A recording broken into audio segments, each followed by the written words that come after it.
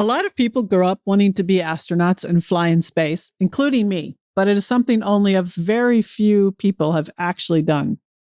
Now, we've talked with a science fiction author who wrote about it, a flight director who manages the missions, and an engineer who designed the rockets that make it all happen, but we've always wanted to include someone who's actually done it. And yes, Sandy could just interview me about my spaceflight experience, but as the hosts, we prefer to talk to others about their experiences, even relating to our respective fields. So today, on our 40th episode of The Adrenaline Zone, we're talking to a friend and colleague of mine, retired astronaut Colonel Doug Hurley, who I flew with on my final flight, STS-135. He also commanded the first crewed commercial orbital spacecraft for SpaceX and received the prestigious Congressional Space Medal of Honor. And we caught up with Doug while at home relaxing over Memorial Day.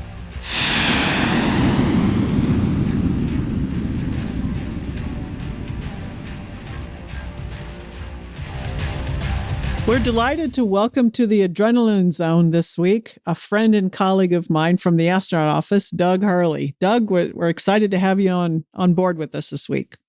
Yeah, it's so good to be here, and selfishly a great chance to catch up with you, Sandy. Well, and it's great to meet you, Doug. We are really looking forward to this conversation. So we're going to start off, like we always do, by asking our guest, where'd you come from? What made you want to be an astronaut? And what was your path to actually getting into the astronaut program? Yeah, I grew up in upstate New York, so really small town, but had just an incredible fascination with science fiction and astronomy, and then planes. And then it kind of came together. As I was in high school, we had a college information night. We had a Navy ROTC recruiter come, and this was on the heels of my folks telling me I needed to figure out a good way to pay for college. And when the recruiter said, "Hey, full tuition scholarship, these different universities," which were all, incredible universities, and you might be able to fly jets for the Navy or the Marine Corps, it kind of clicked in my 16-year-old head to give it a shot. And a leap of faith, and was lucky enough to get the scholarship the next year, and was off to Tulane to start my career.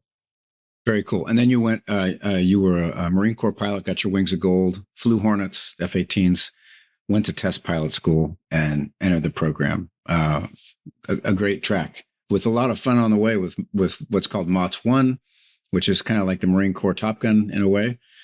So we got something in common there, but really neat. So for as many people, and people might not know, we have a lot of what might be considered basic training when we come into the astronaut corps, our ASCAN year. How does that compare to what you went through in pilot training as your sort of basic training in the Marine Corps? I always wondered how it did. I mean, you learn vehicles, you fly them. I kind of feel like the NASA training program was very similar to flight school. It felt like it just flight school, maybe on steroids, because certainly, as you remember, and our class, we started out doing the shuttle systems, and each shuttle system is about, at least at that point, it felt like to me was as complicated as learning an airplane, frankly. And so you're kind of putting that together, and then of course, we had the station training had started with our class, so we were getting some formal space station training at that point, even though we basically just had a couple modules up there. When we started. But it really did feel like that. It was, get the brief on a system, then do a single system trainer with a classmate or two, and then throw a few of you in the simulator together to go through, nominal procedures and then emergency procedures. So very much like what we did in flight school. What other kind of training did you do, though? Obviously, you're talking specific training on the shuttle, because that's the program you went into. But, physiology of space flight, keeping yourself in condition and orbital mechanics. I mean, I would imagine there's a lot more than just the systems involved.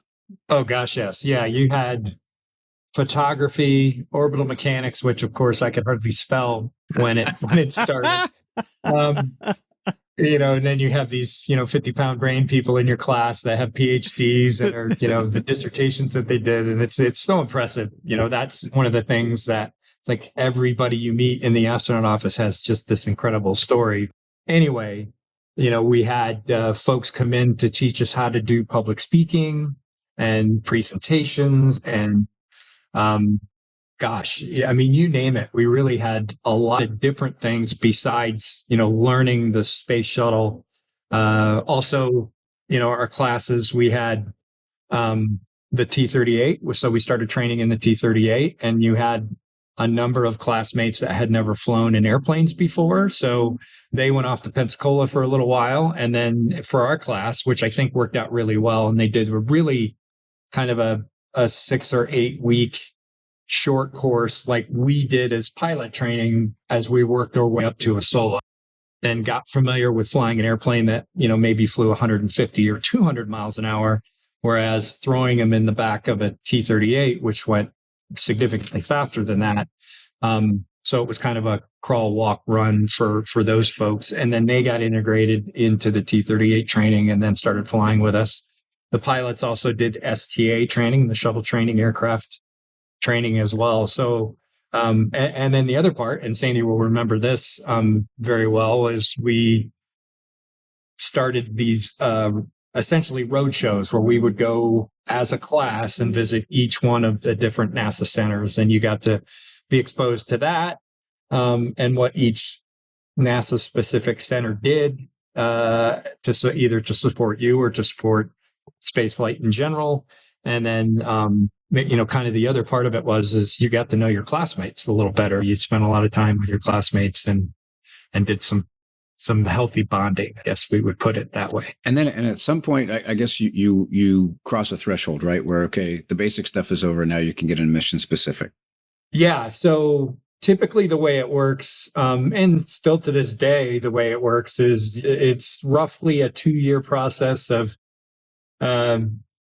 instruction and evaluation and training is what they call it. And then you are blessed to be promoted, or to be your title changes from ASCAN or astronaut candidate to astronaut, and you get your silver pin.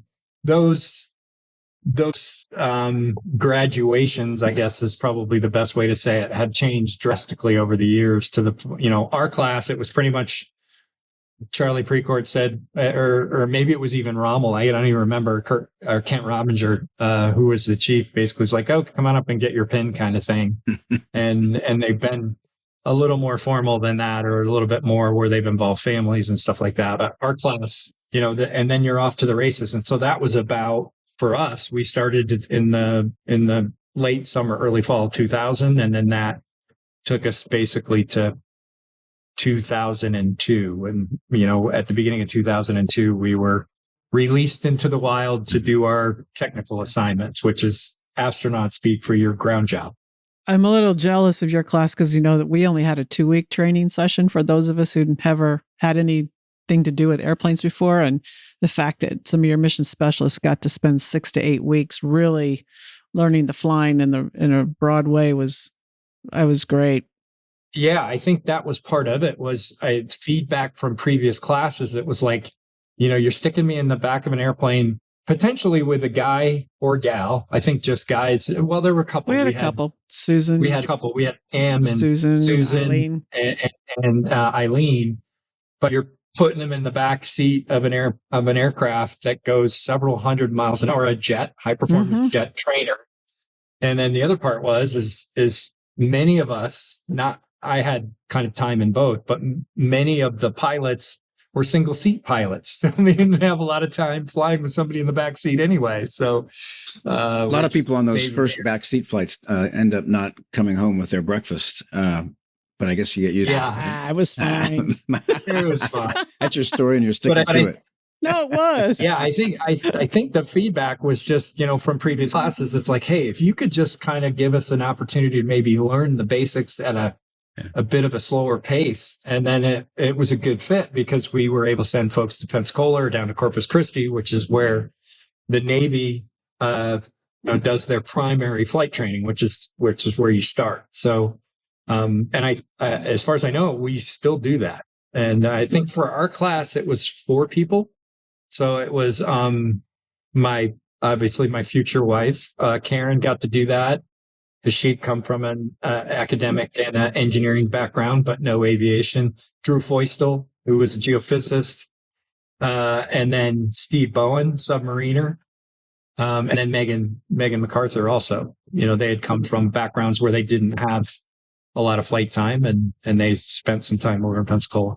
It's completely different, right? You go from this general training, which was fun because you got to learn a lot about a bunch, but then you go into your mission specific flight, and you had a great commander on your first flight, our dear friend Mark Polanski, and I know that makes all the difference. And I want to ask you about your second flight because I'm biased, but that adjustment to mission specific, how was that as you came in as a rookie into your first flight? Well, as you remember, a lot of us, when our class came in, the astronaut office was as big as it's ever in history. And so if you combine those numbers with, the Columbia accident and a lot of folks in line, because I think when we showed up, there was probably 2/3 of the astronaut office hadn't flown in space yet. And so many of your class was still waiting to fly. And so it was a fairly long wait, I think, for us. And so getting that call into the office, and having the chief say, "Hey, I assigned you to STS-127." I had just gotten back from Russia. I'd been over there for a little over a year, almost a year and a half, actually. And it was so great to hear. And then I didn't know Mark that well. And then, of course, getting assigned for the first time, you're just over the, cliche wise, over the moon. But it was just amazing. And Mark absolutely did an incredible job. He's an incredible leader, and he managed the crew. We had four rookies. That's a lot for our audience. And two flown folks, Julie Payette and Dave Wolf. And, those two are incredible personalities. Let's just put it that way. And so Mark, he had his work cut out for him, for sure. How long was it from the time you entered the program from the very beginning, Doug, until you actually flew? Until I actually flew was 9 years. Wow. And that was one of the deterrents for me, frankly, because I was going through the same kind of decision process you were. It's like, God, I got to wait for 9 years, but I really respect you for toughing it out. And then you got to fly. So I want to hear about, riding that great candle up, as the cliche goes, from the pilot seat viewpoint, and I mean, our listeners have never done this. So is it loud? A lot of G, vibration? Well, what's the whole thing feel like as you're going up in the shuttle? Yeah, I think yes to all those, Sandy. I mean, it really, to set the table a little bit, we had scrubbed 5 times on STS-127 over the course of about a month and a half, 2 trips to Kennedy.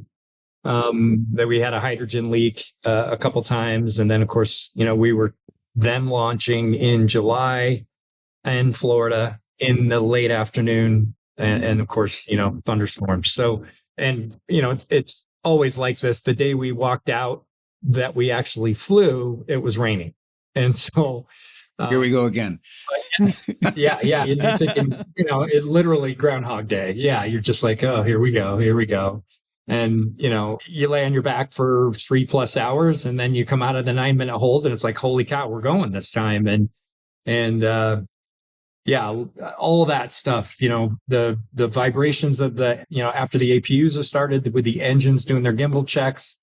And then certainly you feel the engines start. And then as soon as the boosters light, then it's, and I've told people this before, there were 2 times in my life in a flying vehicle where I felt like I didn't have total control over the machine. And it was the 2 ascents on the solid rocket boosters for Shuttle. Yeah. I mean, it's just, you are along for the ride, because as a pilot, you pride yourself in knowing the vehicle, knowing the system, and knowing you can handle anything. But you're just, the physics of the ascent were just incredible for those first 2 minutes and 8 seconds. So it's not like the acceleration of a catapult shot off an aircraft carrier, but it's much more extended acceleration, getting you up to how many G's sustained as you're going up, as the vehicle's accelerating. Yeah, with Shuttle, it was and you think of it this way, it's just this constant increasing acceleration. And it was a pretty good jolt off the pad when the boosters lit. Maybe not quite, certainly not one of like a higher weight catapult shot would have been, but it was pretty significant, noticeable. But you're burning that liquid hydrogen and oxygen. I mean, you're Olympic swimming pool every second kind of thing. So you're getting that much lighter as you're ascending. And then, of course, the solid rockets burn really rough. So it's just like, teeth chattering almost. And I mean, if you watch the crew cabin video, and we had some, you can just see everybody's heads just kind of bouncing around. And I remember at 135, we had it flash to the, on our video, flash to the crew. And all you can see is Rex's grin, giant smile. But you're kind of doing this and then, accelerating. And then, of course, then the boosters get you through that first thickest part of the atmosphere, and then their work is done and they come off. There's a big flash. Even in the daytime, there's a big flash in the windows where the booster separation motors fire. And then it's just smooth as glass. And then you work your way up towards the last, it's about 2 minutes. The engines begin to start throttling as you reach 3 Gs. And that was a design profile for the shuttle because it's a 250,000 pound vehicle and you're not going to pull 6 Gs with a vehicle that big. So the engines would throttle as you were getting closer to main engine cutoff and you'd peak it right at 3 Gs, but you sustained it for a couple minutes at the end of the profile. Doug, I had completely different experiences every time I launched, the 3 times, but I was sitting in different seats each time. And you were, of course, in the pilot seat twice.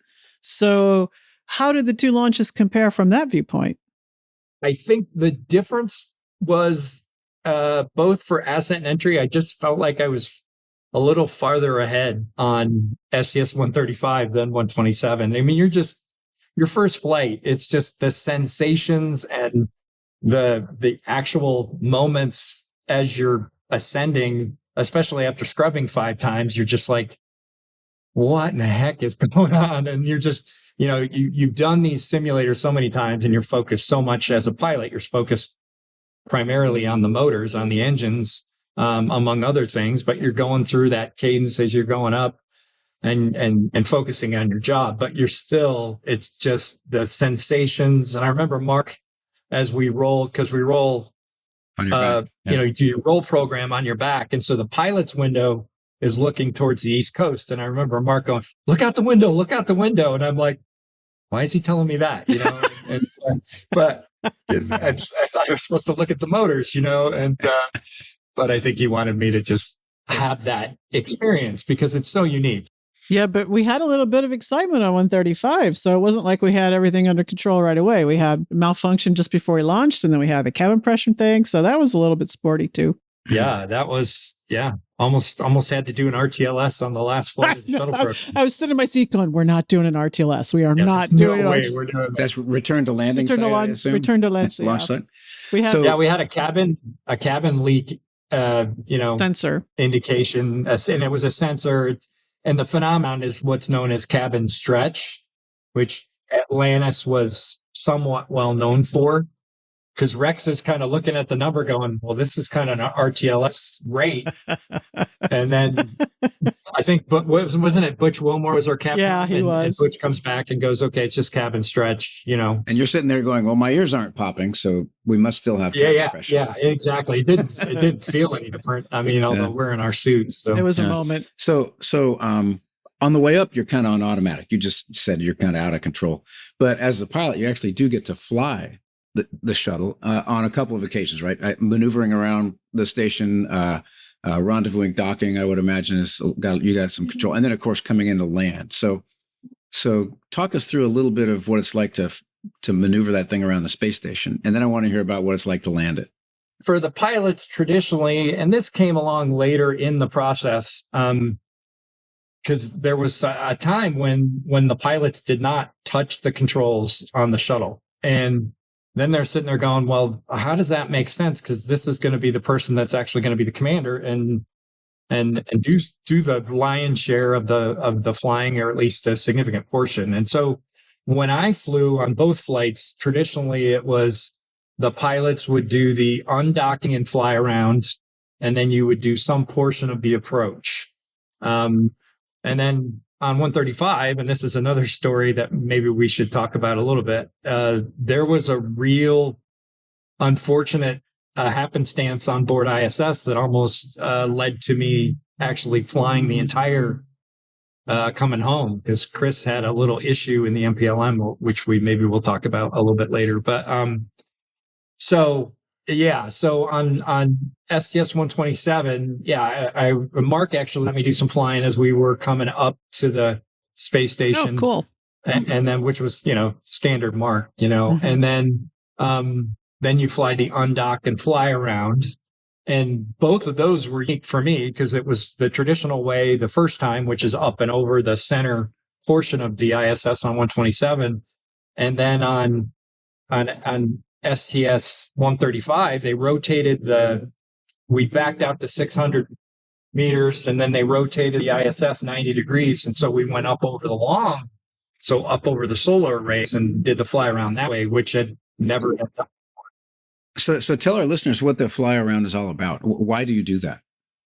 Well, what we typically did those for was to image the space station as it aged, and the imagery folks on the ground, and of course folks on the ISS program, wanted to just see how things were weathering as the ISS was in orbit, and so that was a great opportunity to get a chance to do that. And it was certainly fuel based. So if for whatever reason on ascent or during the rendezvous we had used more fuel than we needed, then sometimes those fly arounds were cut short. But on 135, folks had the idea. In fact, I think Chris was one of the advocates. Was, hey, let's do a fly around the long ways, the truss system rather than the habitable parts of the space station. And it was interesting because our equipment didn't work as well from a range and range rate perspective. So Rex was having to do a lot more with the manual gun. We had a little range meter incorporated into it because our normal tracking system wasn't hitting any radar reflectors on the truss segments as well. But, that was the other bit of advice Mark Polanski had given me during the fly around was don't hit the space station. Yeah. Important safety tip. You can do anything else, but just don't hit the space station and you'll have a You don't want to be that guy. Okay, I got it. Yeah, you do not want to be that guy. So when the shuttle comes, when you bring it home and now you're lined up on this gigantic runway, you've trained extensively in the training aircraft and everything like that to actually, stick and rudder land the thing. But is that what you're doing on a real mission, or is it landing itself, or are you actually flying it down to touchdown? Yeah, you're hand flying it. The shuttle had the capability built in for it to land automatically, but there was never a lot of confidence in the system. Sounds like an F-14. Well, we would never do that. I don't know if you remember ACLS on the boat. Yeah. I mean, nowadays, almost everybody pushes the button in the cockpit and the airplane lands itself magically. In fact, when we were developing it, we called it the magic carpet. But ACLS, it was like you're taking your life in your own hands if you want ACLS to try to land your airplane. It was an emergency procedure to use ACLS, which is automatic carrier landing system for our listeners. Oh, that's right. Thank you. And so the normal MO certainly for the shuttle missions that I was, training for and did, the commander would get the shuttle on the heading alignment cone or heading alignment circle, which is you would fly a circle, some portion of, anywhere from about 90 to 180 degrees around this circle as you're descending to line up on the particular runway you were going to land on. So the commander would get it on the hack, heading alignment circle. Then the pilot would take it, fly it for a while. And that was just a chance, once again, to be in that environment with the vehicle and actually fly the shuttle. And I remember the first time I flew the shuttle, I may have used an expletive. I'm flying the blank shuttle. Yeah. And I just remember I looked over at Mark looked back at me and he was just beaming. He had this, huge smile on his face. And then the commander would take it back, usually to intercept final. And then you're kind of on that normal cadence of, your, altitude, airspeed, all that stuff. And the commander's flying something similar to what we did in the Navy and the Marine Corps, the ball bar. We called it the ball bar, not the ball. But you flew it the same way. It was a visual landing aid, and then you're shooting for 205 or 195 touchdown, about 30 feet over the threshold. And then, the gear comes down very late with the shuttle, at like 300 feet. And then touchdown, chute comes out, and hopefully a successful landing, which in our case, both times commanders did awesome. Yeah. So let's go. I want to go back to reentry because I remember on STS-135, we had a nighttime reentry. And actually, I was on the flight deck, and that was the first time I'd seen the plasma glow through the window. And I remember looking at it going, that's lasting a little bit longer than I thought it would. I had the same feeling on 135. I was like, man, this is lasting forever. And then all of a sudden, we pop out and you can see the peninsula of Florida because we were coming in from over kind of, the Yucatan, that particular. So we're kind of coming southwest to northeast up towards KSC. And yeah, I felt the same thing. We were, because we'd extended one day. We were actually supposed to land on the 20th of July, right? Which would have been an anniversary of the moon landing, but we extended one day because we had, the folks had done well managing power on while we were docked, and it helped us get everything transferred and all that thank stuff. Goodness we had that extra day. Yeah. Because we were just, but anyway, I felt the same way. I was like, gosh, but that was my only dark entry as well.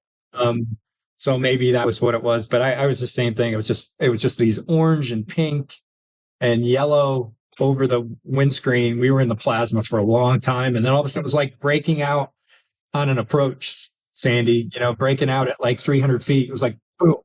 All of a sudden we were in the clear. You could see Florida, the lights of Florida. And then, it probably wasn't 5 minutes and we were on the hack and turn and final.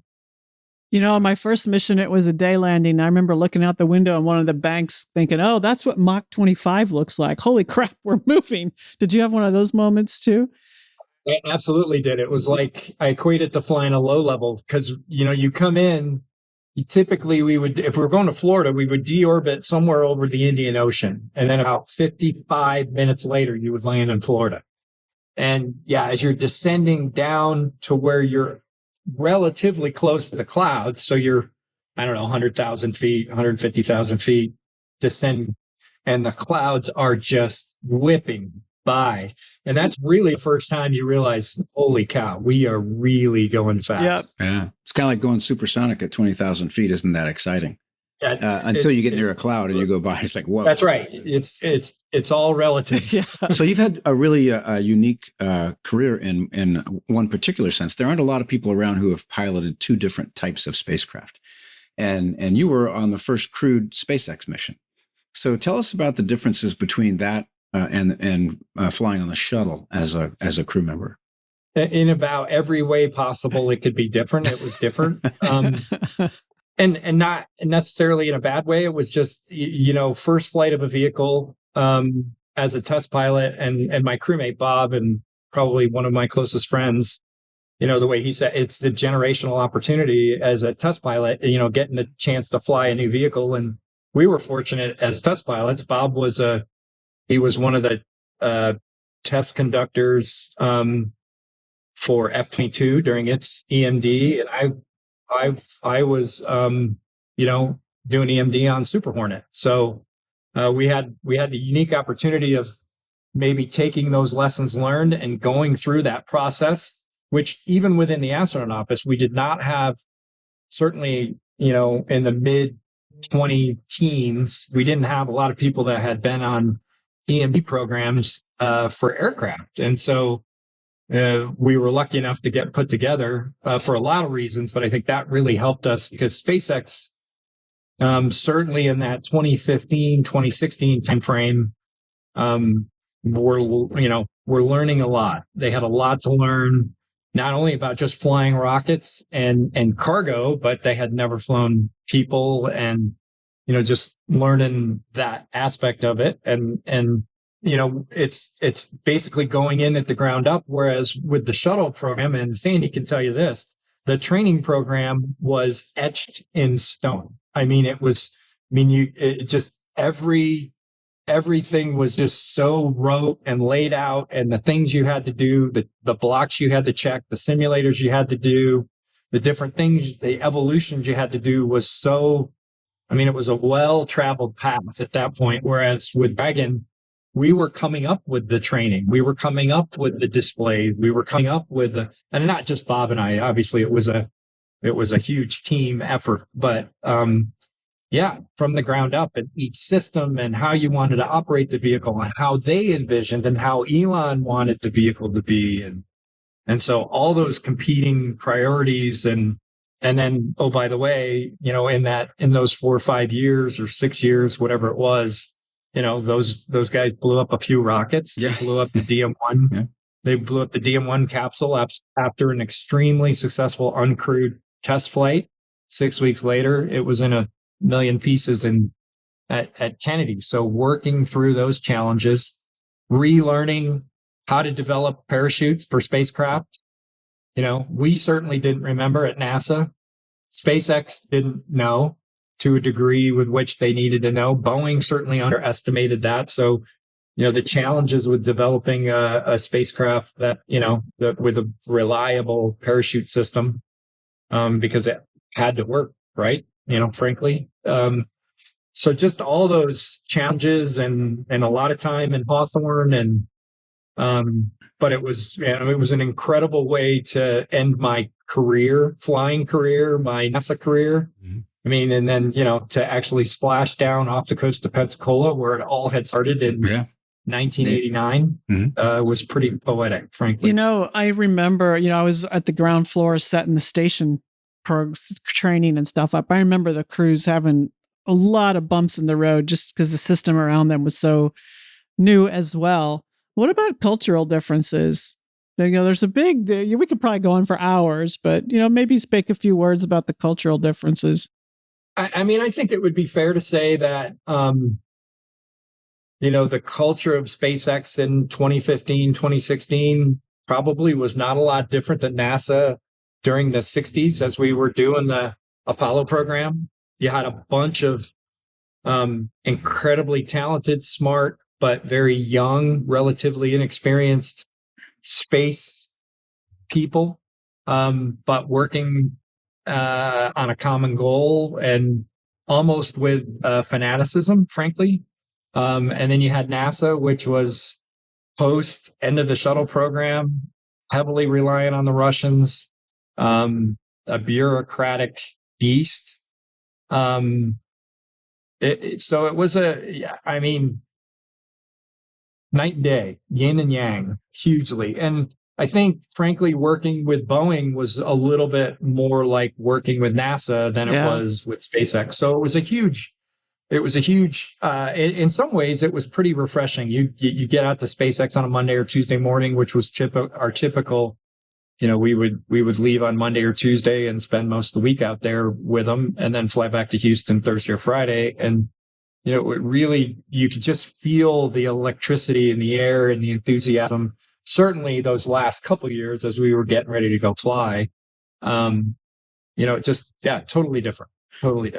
So among the very many differences between the SpaceX program and the shuttle program is the fact that you're taking non-professional astronauts up with you. I mean, people who are, entering the program on a completely different path. What's that like? You met these people, you flew with them, or at least they were in the program with you. At the point with which we were doing this, I mean, there was talk about tourism and there was talk about this and talk about that. And it's amazing that, we're in 2023 and Peggy with Axiom 2 is up there now. And that's the 10th crewed flight of Dragon in 3 years. Our anniversary for launch is what, tomorrow? Or I don't know, the 30th. So it's in a couple of days. So literally 3 years later, we've flown 10 crewed flights on Dragon. But I think for Bob and I, and the NASA part of this, SpaceX certainly has ambitions well beyond, sorry, we got dogs going back. Hey, it's okay. We like dogs. Yeah, we do too.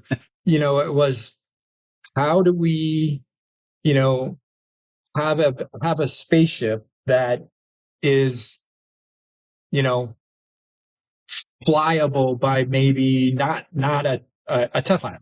I think that's really was our goal, is how do you make this vehicle, that certainly any professional astronaut is capable of being the commander and being able to handle all the situations and design the vehicle such that for the most part, it is automated. I mean, just like an airliner. I mean, if you talk to an airline pilot now, especially some of these newer aircraft like an A330, I mean, it's pretty much just push the button, you're in the air, and the thing flies you to Singapore.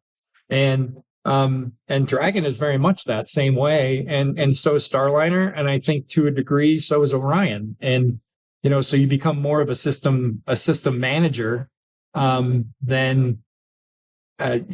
the dyed-in-the-wool, steely-eyed test pilot. And it's embracing the technology, but it's also embracing the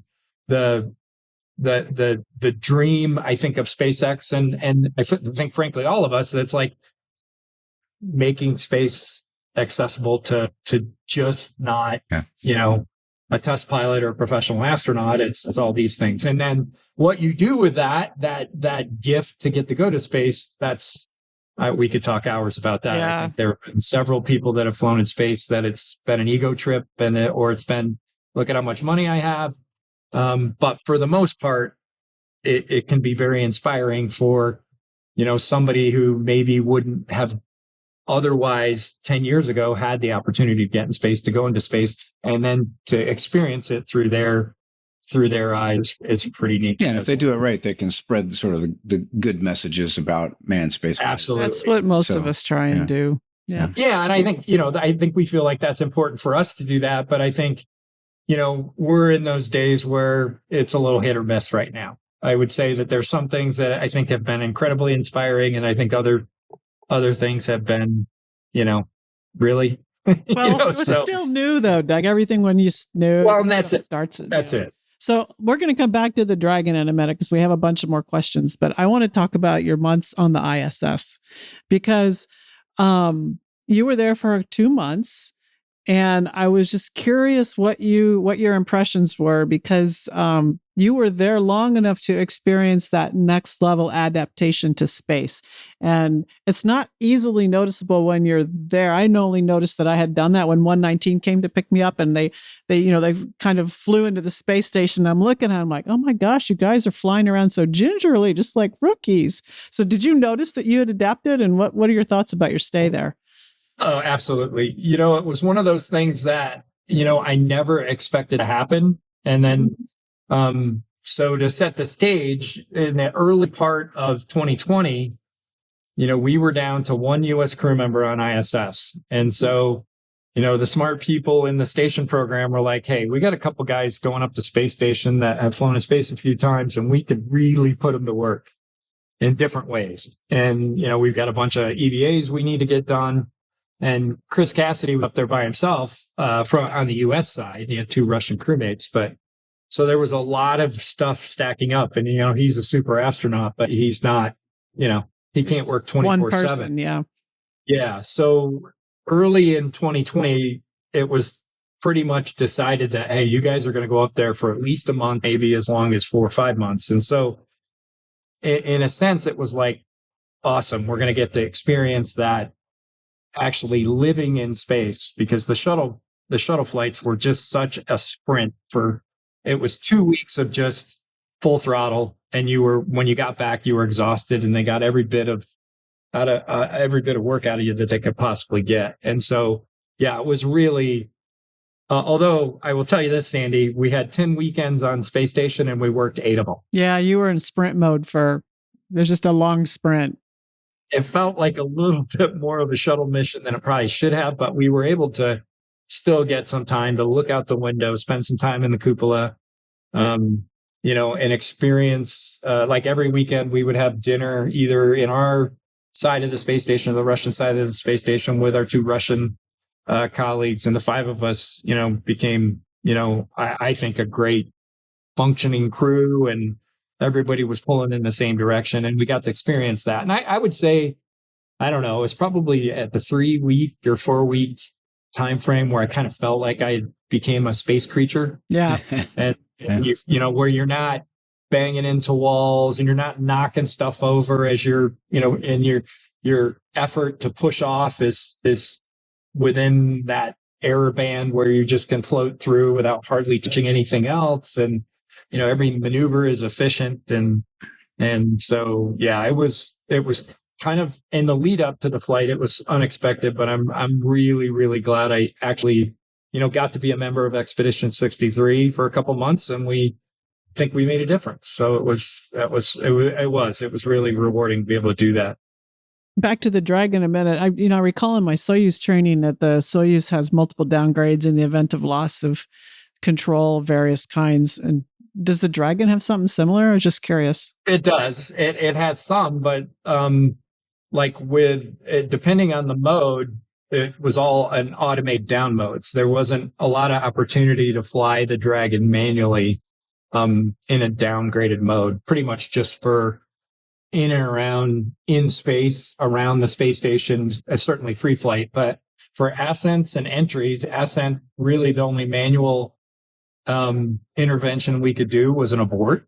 We couldn't pilot the vehicle. And frankly, the scheme for piloting was touchscreen. So yeah, you're not going to fly a vehicle dynamically with a touchscreen. Yeah. So, and so that's where Dragon in some ways differed from Starliner, because Starliner, you could do a manual entry, and it had a traditional THC, RHC, whereas Dragon just touchscreen.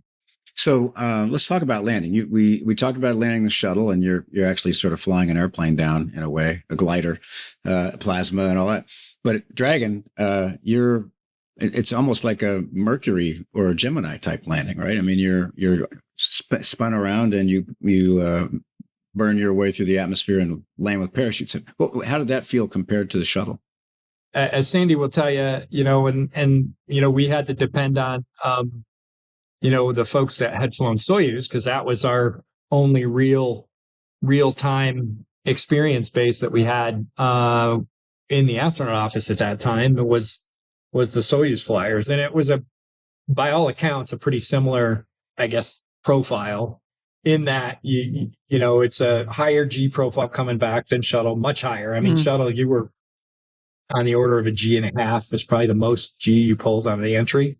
Whereas you were 4 or 5 G nominal entry Gs coming in on Dragon.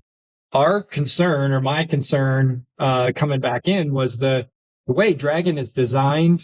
It's got a pretty, with the Super Dracos, they kind of bulge out on the side of the vehicle. So control as you're coming down through the atmosphere is a little bit, maybe, Elon had some concerns. Some of the aero folks had some concerns that the vehicle wouldn't have control authority as it got into the thicker air, because it was all this different wind resistance over those, what we called the mud flaps that covered the Super Dracos. And so, I was half expecting to lose, control authority, the automatic control authority. And of course, the solution at that point was to put the drogues out early, but the vehicle did great. And that was the thing with Dragon that differed so much with shuttle, was just the noise coming back in, going up too, but coming back in, because you're sitting so close to the reaction control system, the wind noise, you can hear and feel the parachutes as they're kind of streamed out above you. You can hear the rope rubbing against the hatch. I mean, you can just everything. And then of course you can feel the decel because you're hypersensitive to G after being in space a few months. And even when the drogues came out, I have to look at the displays to see the decel on the display. I could feel it. And then all of a sudden, then you feel the drogues cut away, and then the mains go out. And then when they start disreefing, they do that in stages. You can feel all of that very, very distinctly. But you're spinning, and you're almost like a pendulum. And then things. It's like an amusement park ride. It very much is like a roller coaster ride there and then you hit the water. 30 seconds. and then you hit the water. And the thing I recall about the water was it was a harder impact than I expected it to be. but I mean, it was just, I don't know. I whatever expectation it just felt like it was a little bit harder hit. And then, you see the water go up over the windows and you're like, okay, hopefully she floats. And then you hear the pyros. Once again, you feel and hear the pyros as the chutes get,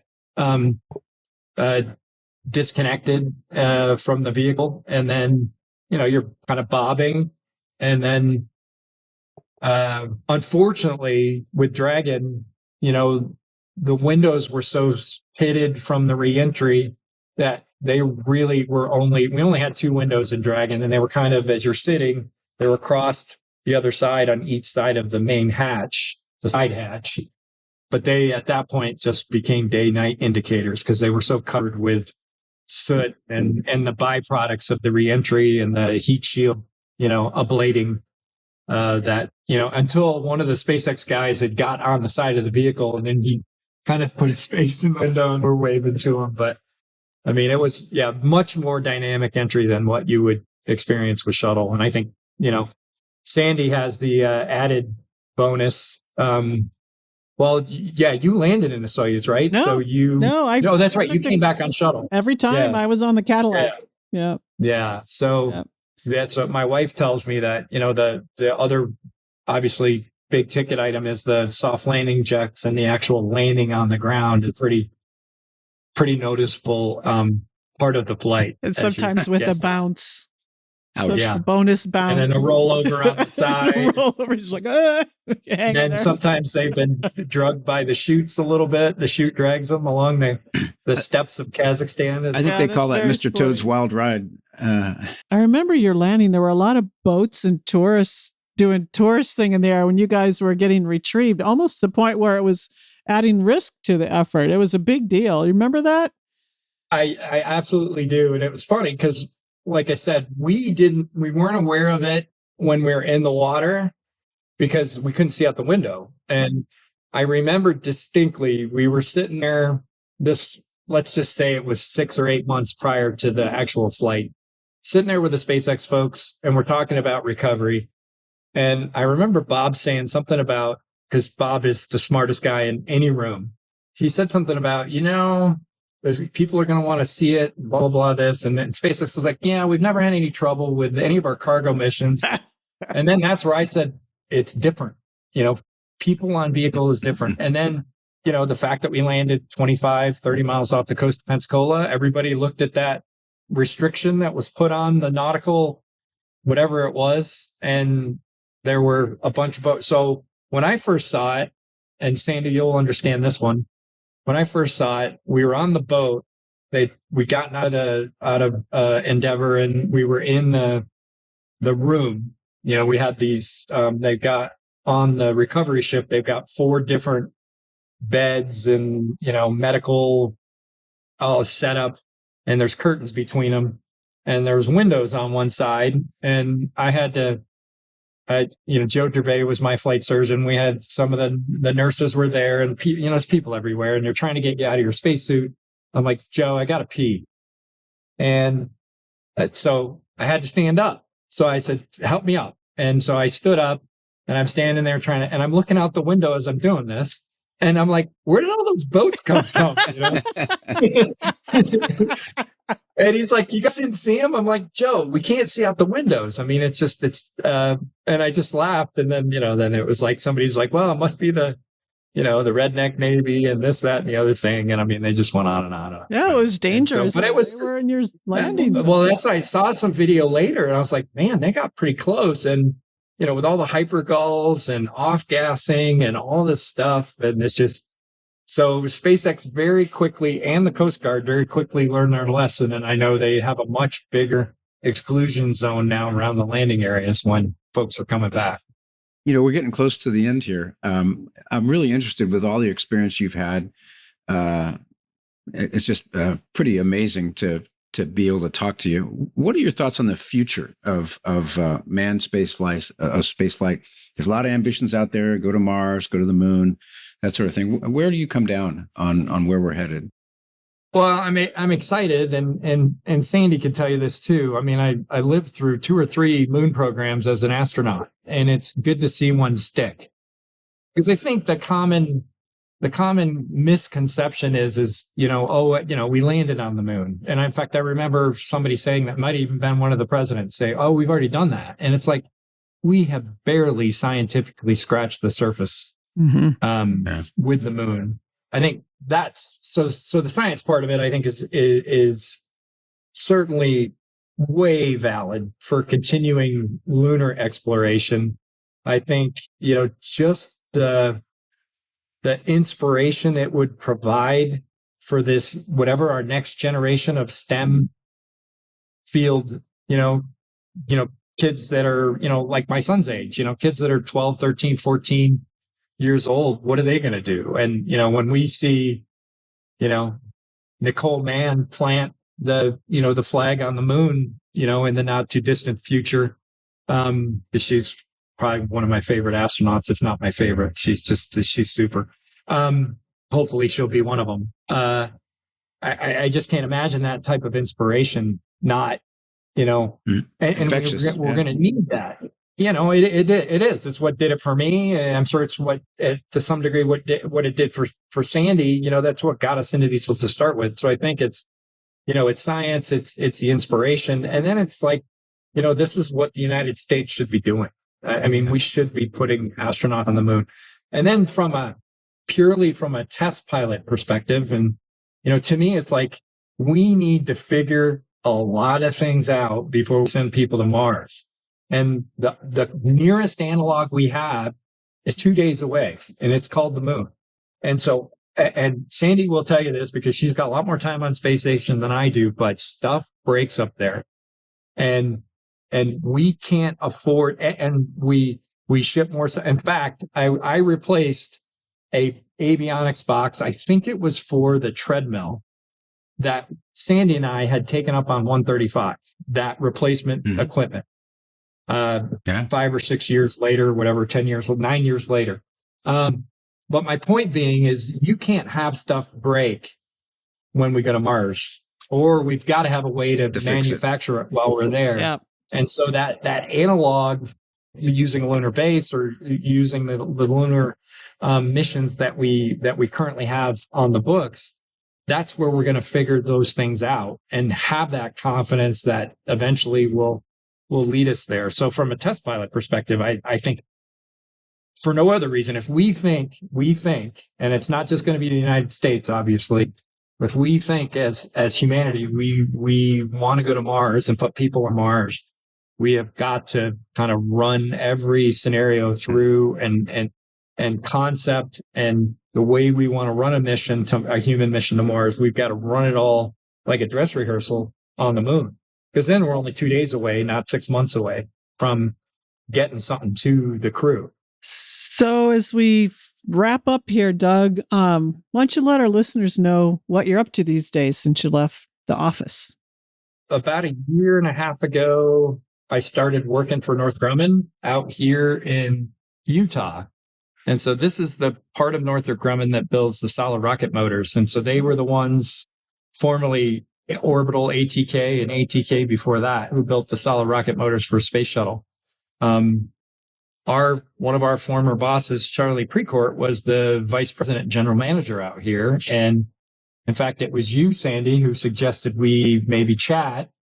And we did. And Charlie was like, you really need to come out here. This is Charlie Precourt, former chief of the office, who hired me.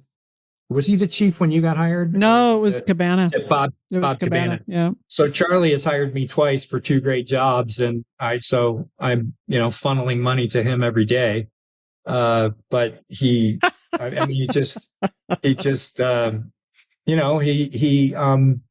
you should come out and see. And I had been out here many times as an astronaut.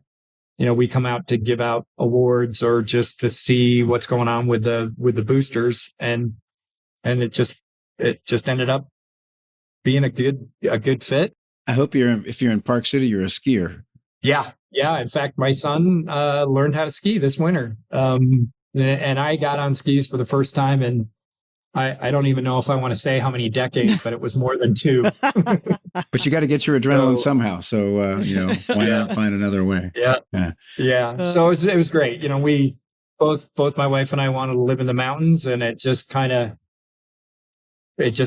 seemed like a good fit. And so far so good. We've really enjoyed living out here and getting the change of seasons. Although we picked one heck of a winter. This last winter was incredible out in the Mountain West, and so. But we got to do a lot of skiing. I skied in April and May for the first time. And they said it was going to be a terrible season, and it ended up great. But well, look, Doug, this has been a fantastic experience. I know for me, and I know it's been for Sandy to have a reunion with you, and certainly for our listeners. And this is a great way to close out our fourth season. This is our 40th episode. We've also done a flight director, and we've done a rocket designer, and now we've done somebody who actually gets to fly the things. And it's really been a fun conversation. I think we're going to get a lot of people, good comments from people who really want to know what it's actually like to be an astronaut. You don't really get that inside look, and we really appreciate you spending time with us today. It was my pleasure, and as I said at the beginning, it's just always great to get to hang out, catch up with Sandy. We've just had such a great experience. In fact, when I first kind of really got to know Sandy, I was the DOR over in Russia, and she was, her and Peggy were coming over as you guys were getting ready to train for your mission. And well, we were getting all of the service module FGB stuff set up to fly. That's what we were doing over there first. Yeah. Well, at first, yeah, and then of course, obviously getting to fly with her on 135. So it's always nice to get an excuse to hang out with her. We had fun on 135, and great to meet you too, Sandy. All right, well, thanks again, and good luck to you in the future. That was veteran NASA astronaut Doug Hurley. I'm Sandra Magnus, and I'm Sandy Winnefeld. That's it for season 4. It's hard to believe we've completed our 40th episode. Join us next season for more episodes of The Adrenaline Zone.